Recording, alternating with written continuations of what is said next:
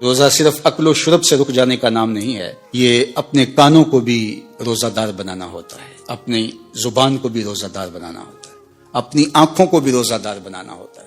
تمہارا ایک ایک عمل، تمہارا ایک ایک رویہ، تمہاری ایک ایک حرکت، تمہاری ایک ایک سکنت روزے سے ہو جائے تو یہ پورا جسم سر سے لے کر پاؤں تک جب روزہ دار ہوگا تو پھر وہی روزہ ہے جس کے بارے میں فرمایا گیا ان اللہ وملائکتہ یصلون علی المتسحرین۔ سنو سنو، اگر روزہ ہو تو پھر اس کا جمال کیا ہے، اس کا پروٹوکول کیا ہے۔ فرمایا اللہ روزہ رکھنے کے لیے جو سحری کرنے بیٹھتے ہیں ان پہ رحمتوں کا نزول فرماتا ہے کہ یہ بندہ اب روزہ رکھنے لگا ہے، اب اس کی آنکھ نہیں بھٹکے گی، اب اس کا خیال نہیں بہکے گا، اب اس کی سوچوں میں آوارگی نہیں آئے گی، اب اس کی زبان جھوٹ نہیں بول سکتی، یہ غیبت نہیں کر سکتی، یہ کسی کا برا نہیں سوچ سکتا، اس کے اٹھنے والے قدم خیر کی طرف ہی جائیں گے اور اس کے اٹھنے والے ہاتھ ظلم جبر اور جور سے باز رہیں گے۔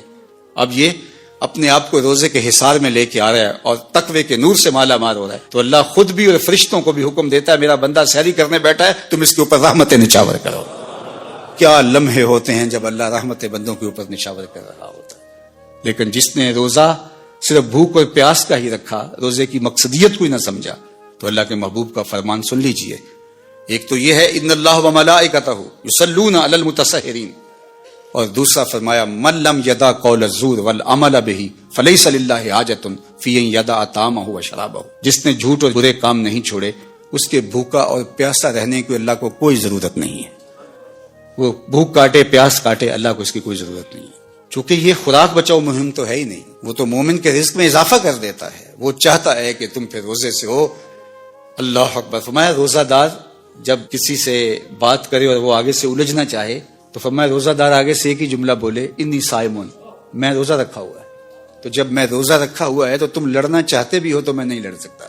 اللہ اکبر۔ یہ ذات کی لڑائی ہے، یعنی اپنی ذات کے لیے میں نہیں لڑ سکتا، اور اللہ کے لیے اگر تلوار اٹھانے کی بات تو پھر بدر والوں کو دیکھ لو، حالت روزہ کے اندر بھی اللہ کے دین کے پرچم کو کیسے اونچا کرتے ہیں۔ تو تقویٰ کیا ہے؟ تقویٰ اپنے آپ کو ان گناہوں سے بچانا ہے جو اللہ جل شانہ کی ناراضگی کا سبب و ذریعہ ہوتے ہیں۔ سورہ طلاق میں ارشاد فرمایا وَمَن يَتَّقِ اللَّهَ يَجْعَل لَّهُ مِنْ أَمْرِهِ يُسْرًا، جو تقویٰ اختیار کرتا ہے پھر اللہ جل شانہ اس کے کام آسان فرما دیتا، زندگی سوکھی ہو جاتی ہے۔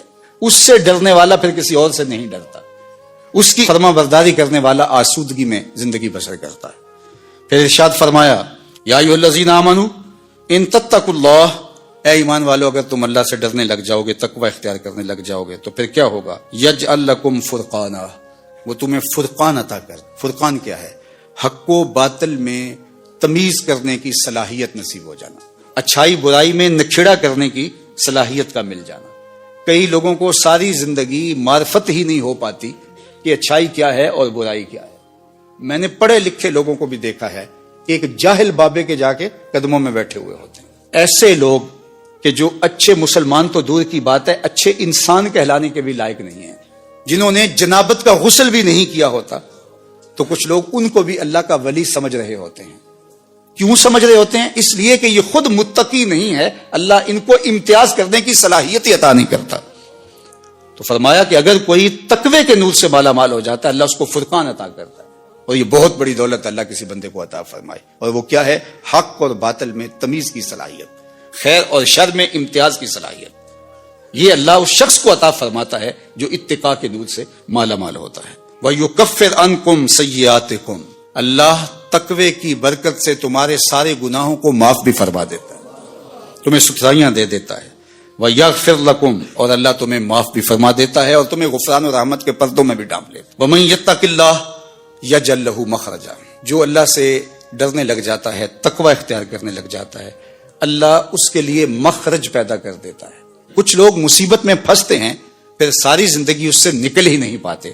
اللہ فرماتا ہے جو تقوی اختیار کرتا ہے مشکلوں سے نکلنے کا اسے ہم راستہ عطا فرماتے ہیں، بڑی سے بڑی مصیبت سے بھی وہ آسانی سے نکل جاتا ہے۔ اس کے لیے ہم یہ کرم نوازی اور یہ رحمت اور یہ مدد اور یہ نصرت فرمائی ہے۔ وَيَرْزُقْهُ مِنْ حَيْثُ لَا يَحْتَسِبُ، اور اللہ اس کو وہاں سے رزق دیتا ہے جہاں سے گمان بھی نہیں ہوتا، اسے تصور بھی نہیں ہوتا کہ یوں بھی وہ رزق کے دروازے کھول سکتا ہے۔